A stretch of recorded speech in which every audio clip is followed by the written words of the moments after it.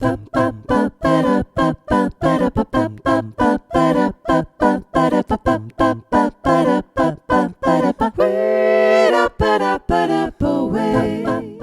à toutes, bonjour à tous et bienvenue dans Chanter en chœur, ça s'apprend, le podcast des amoureux du chant choral. Je suis Anne Le Goff, chanteuse, chef de chœur et professeure de chant depuis plus de 20 ans. Et ici, nous parlons de voix, de chant et plus particulièrement de chanter ensemble. Les bonus jusqu'à l'épisode 26 sont à retrouver sur mon site annelegoff.fr. D'habitude, Le Goff, ça s'écrit en 2 mots et j'y tiens beaucoup. Mais pour cette fois, Anne Le Goff, c'est tout attaché. Alors si vous avez bien fait votre échauffement, c'est parti pour l'épisode d'aujourd'hui.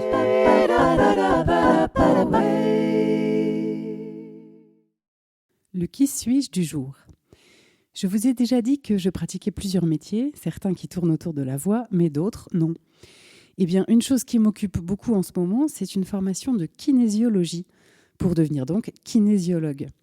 Pour ceux d'entre vous qui ne connaissent pas la kinésiologie, il s'agit d'une méthode psychocorporelle qui est basée sur un test musculaire. Ce test, il va nous permettre en quelque sorte d'interroger le corps et l'inconscient, puisque le tonus musculaire va réagir à ce qu'on teste. Et donc, on obtiendra ce qu'on appelle un test faible, quand ce qu'on teste provoque un stress dans le corps.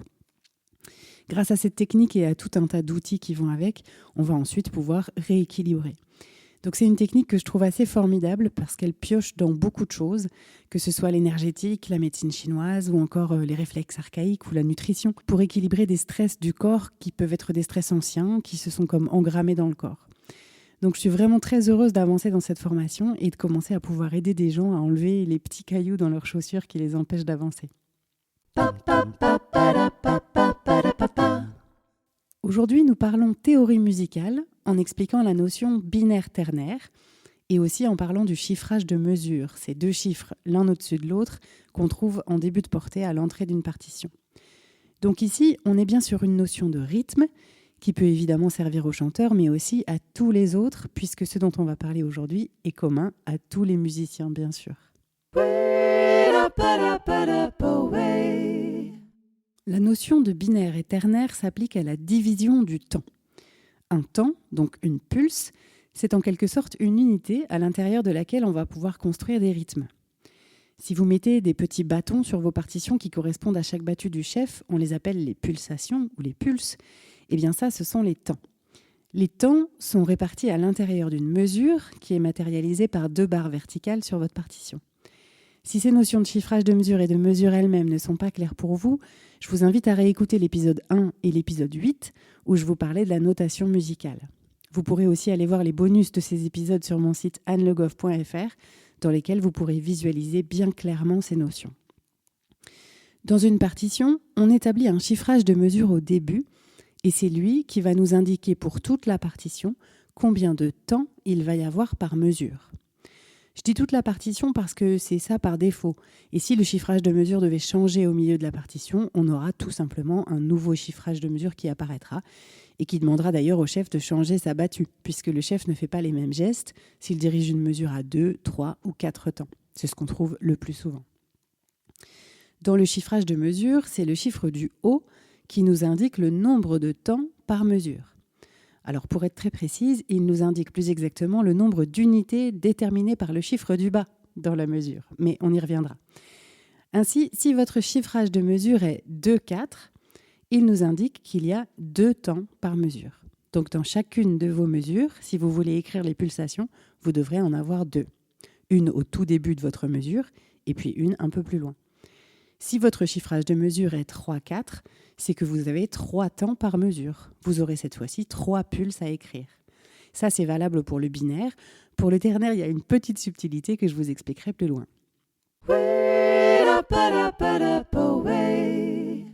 Parlons maintenant du chiffre du bas. Il nous indique la valeur de référence. Pour comprendre ces valeurs de référence, on va se baser sur une sorte de pyramide des valeurs de notes. Sur une première ligne, on écrit une ronde. C'est cette note qui a une tête qui n'est pas coloriée, mais pas de hampe. Là aussi, si cette notion n'est pas claire, réécoutez les épisodes 1 et 8.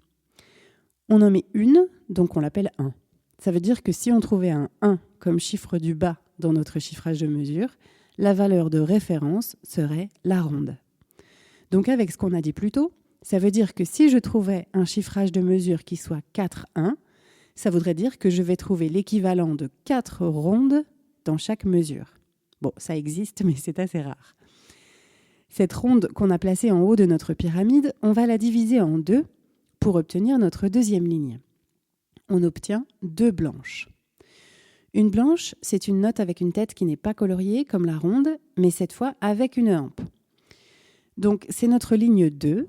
Le 2 en bas d'un chiffrage de mesure signifie donc que notre unité de temps est la blanche. Une mesure à 3,2, ça veut dire que je vais trouver l'équivalent de 3 blanches dans chaque mesure.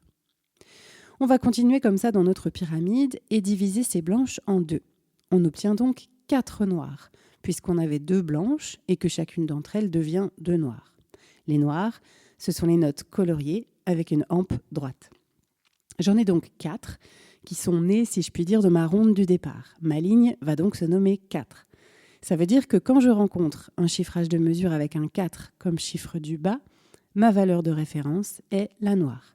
Ainsi, un chiffrage de mesure à 3, 4 signifie que j'ai l'équivalent de 3 noirs par mesure. Un chiffrage de mesure à 2, 4 m'indique que j'ai l'équivalent de 2 noirs par mesure. On continue notre descente de la pyramide. Chacune de mes noires va être divisée en 2, ce qui va me donner 2 croches à chaque fois.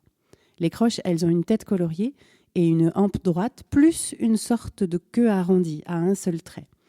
Souvent, on joint 2 croches à l'écrit. Dans ce cas, elles ont chacune leur hampe droite et on ajoute un trait en haut des hampes qui les joint. Mais parfois, pour des questions de prosodie, sur les partitions pour les chanteurs, elles ne sont pas jointes. Tout ça, je vous le montrerai dans le bonus pour ceux qui sont abonnés à Patreon. Sur cette ligne de notre pyramide, on a donc 8 croches, puisqu'on avait 4 noirs au-dessus, et le 8 en bas d'un chiffrage de mesure désigne donc des croches. Et c'est là que ça devient un peu plus compliqué.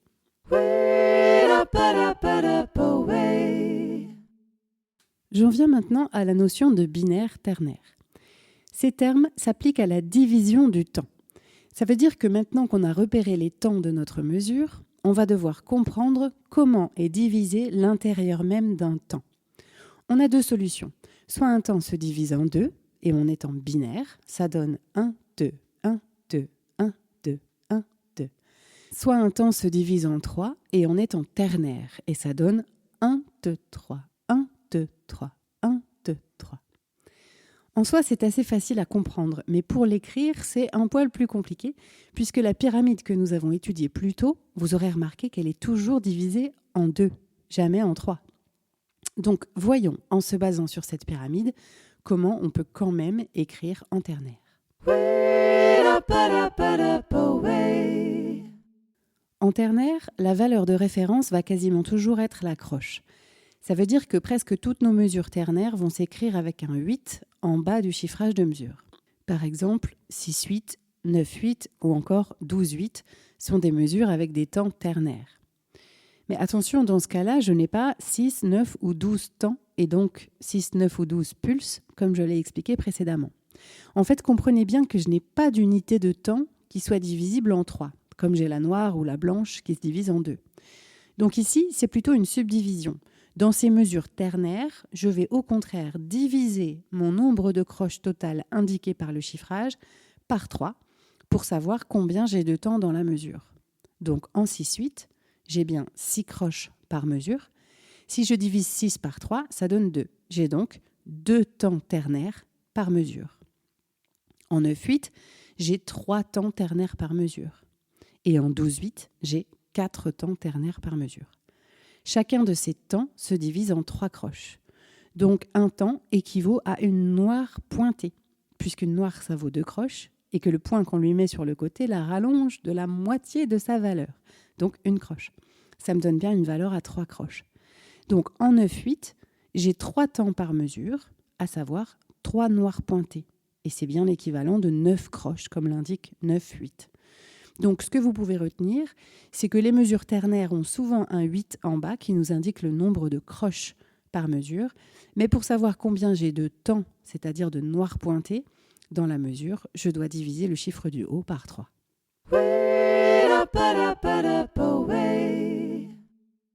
Depuis le début, je dis on a l'équivalent de 2 noirs par mesure ou l'équivalent de 3 noirs pointés par mesure.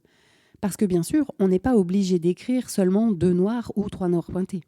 On va pouvoir fabriquer des rythmes de toutes sortes à partir du moment où, en tout, on a l'équivalent de ce qu'indique notre chiffrage de mesure. C'est un peu comme si la mesure était une sorte de panier qui garde toujours la même taille, mais dans lequel je peux mettre différentes choses.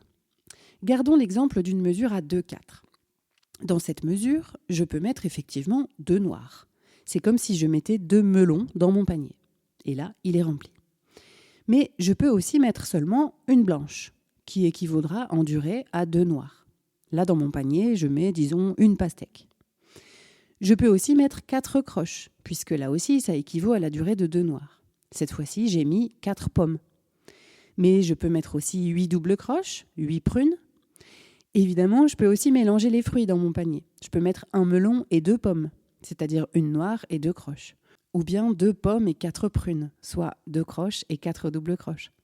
Le tout, c'est que la totalité de ma mesure soit l'équivalent de 2 noirs, que ça prenne la même place. Alors bien sûr, je peux aussi mettre des silences. Je peux mettre par exemple un soupir, qui est le silence qui correspond à la durée d'une noire, plus une noire.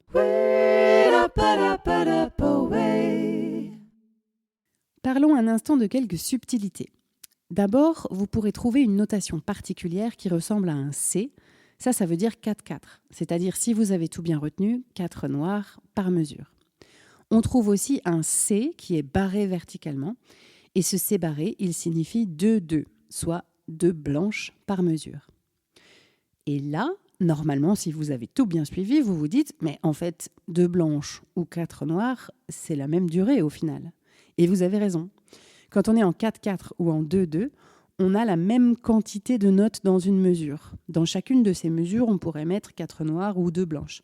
Par contre, on n'a pas la même quantité de temps, donc de pulses. En 4/4, on a 4 temps, 4 pulses. En 2/2, on en a 2, qui sont plus longues puisqu'elles équivalent à une blanche, alors qu'en 4/4, elles équivalent à une noire. La battue du chef va donc changer, mais aussi et surtout les appuis. La sensation ne devra pas être tout à fait la même. Petit arrêt maintenant sur la mesure à 3/4. C'est une mesure qu'on pourrait qualifier de ternaire puisqu'elle contient 3 temps, mais avec des temps binaires puisque chaque temps est divisible par 2. Donc si on voulait pousser un peu la chose, on pourrait se dire que le 6/8 est une mesure binaire puisqu'elle contient 2 temps, mais à temps ternaire puisque chaque temps est divisible par 3. Donc assurons-nous quand on parle de binaire et de ternaire qu'on parle bien des temps et non des mesures. Par exemple, une valse rapide sera à 3 temps, et même si les temps sont binaires, comme ça va vite, on a tout à fait une impression de ternaire. Enfin, il existe aussi des mesures asymétriques. Par exemple, 7/8. En 7/8, on a 7 croches par mesure, donc ce n'est ni ternaire ni binaire. Mais on va organiser les temps d'une certaine manière, qui en général est valable pour tout le morceau. Ça, c'est le compositeur qui choisit. Par exemple, 2 plus 2 plus 3. 1, 2, 1, 2, 1, 2, 3. 1, 2, 1, 2, 1, 2, 3.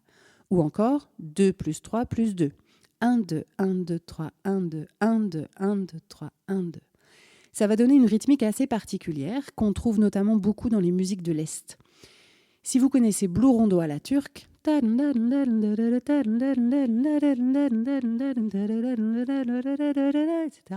ça, c'est du 9/8.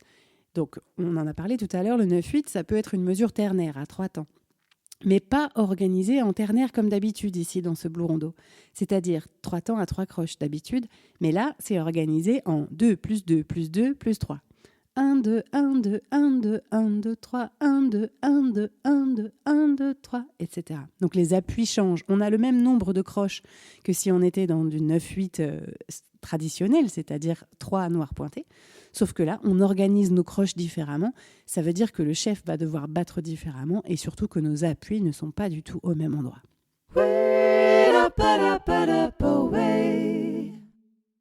Après toute cette théorie dans laquelle j'espère que vous m'avez suivi, on se dit que c'est bien compliqué, mais qu'on ne sait toujours pas trop ce que ça donne dans les faits. L'idée pour savoir si c'est binaire ou ternaire, c'est toujours d'essayer de décomposer le temps. Parfois c'est assez évident, parfois beaucoup moins.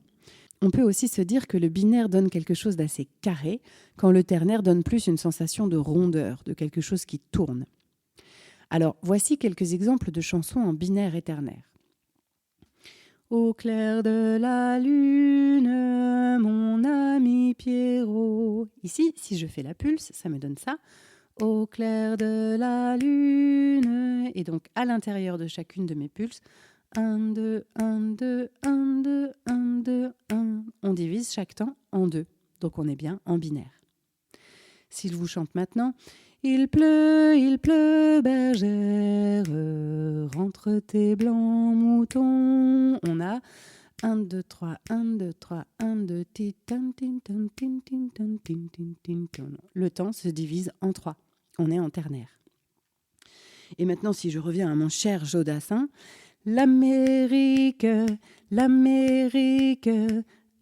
1, 2, 1, 2, 1, 2, ta, ta, ti, ta, ta, ta, ta. On est en binaire, on divise par 2.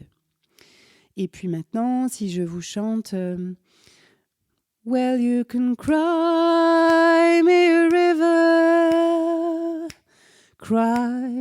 river, I cried a river over you. Ici, c'est plus difficile parce qu'il y a plus de notes longues, donc notre travail de décomposition est un peu plus compliqué. Mais en soi, si on écoute bien, 1, 2, 3, 1, 2, 3, 1, 2, 3, 1, on est bien en ternaire, on divise le temps en 3. Voilà, c'était aujourd'hui un épisode très théorique, mais j'espère qu'il vous aura permis d'y voir un peu plus clair dans le monde complexe du rythme. Le tout, bien sûr, plus que de le comprendre à la lecture, c'est de bien l'interpréter, de vraiment bien le sentir. S'il vous reste des questions, n'hésitez pas à me les poser sur mon site annelegoff.fr ou sur Patreon. Et justement, en bonus, pour ceux qui ont un abonnement sur Patreon, je rappelle que ça commence à partir de 1 € par mois, je vous propose un document pour visualiser mieux les choses dont on a parlé aujourd'hui.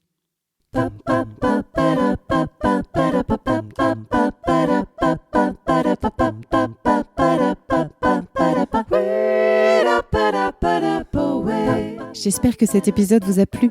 Si c'est le cas, je vous invite à vous abonner au podcast pour ne pas rater les épisodes suivants et surtout à me mettre plein de petites étoiles et de commentaires sur la plateforme où vous l'avez trouvé. Ça me sera d'une grande aide pour le faire découvrir à davantage de passionnés de chant en chœur. N'hésitez pas bien sûr à en parler à vos camarades choristes, mais pas pendant la répétition, et même à votre chef de chœur. C'est toujours intéressant pour eux d'avoir des ressources et pour moi d'avoir des retours. Si vous souhaitez découvrir les bonus dont je vous parle dans l'épisode, vous pouvez prendre un abonnement à partir de 1 € par mois sur Patreon. C'est une plateforme de financement participatif qui pourra me permettre de continuer sereinement ce podcast.